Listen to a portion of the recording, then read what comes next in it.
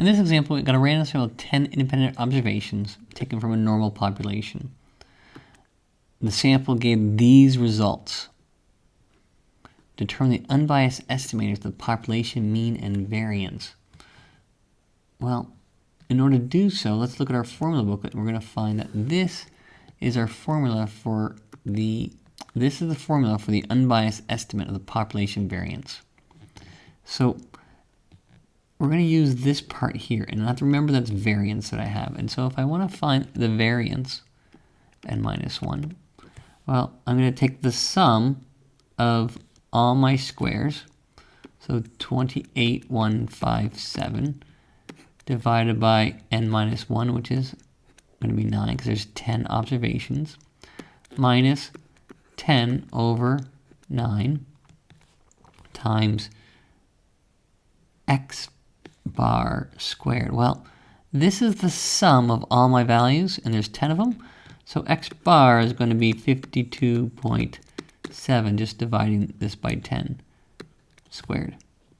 And this is going to be the variance, so my standard deviation will be, I just want this variance, so if I do the variance, if I throw this into my calculator, I end up with 42.677778, which is approximately 42.7 to 3 significant figures.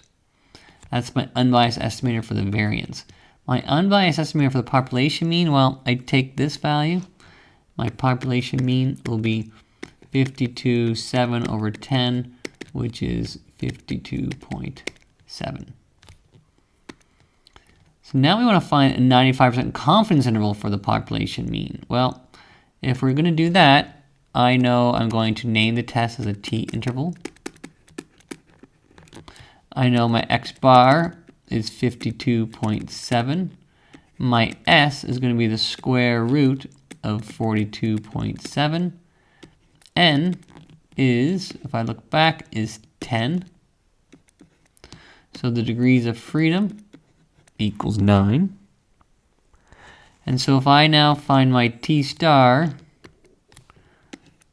for 9, I can go here, inverse t, which is number 4. My interval, I want it to be 95% confidence interval. So that means this is going to be 0.025. Degrees of freedom is 9.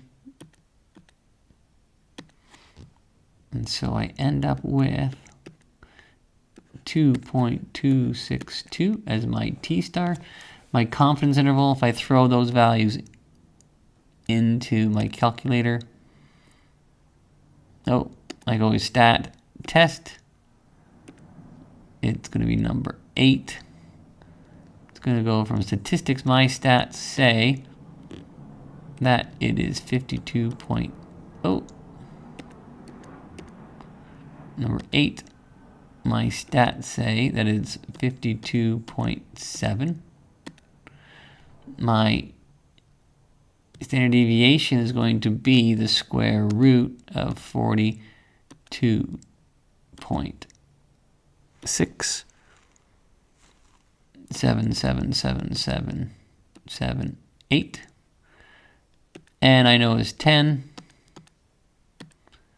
My confidence interval is going to be 95. Just double check that. Yep. And then I'm going to calculate it.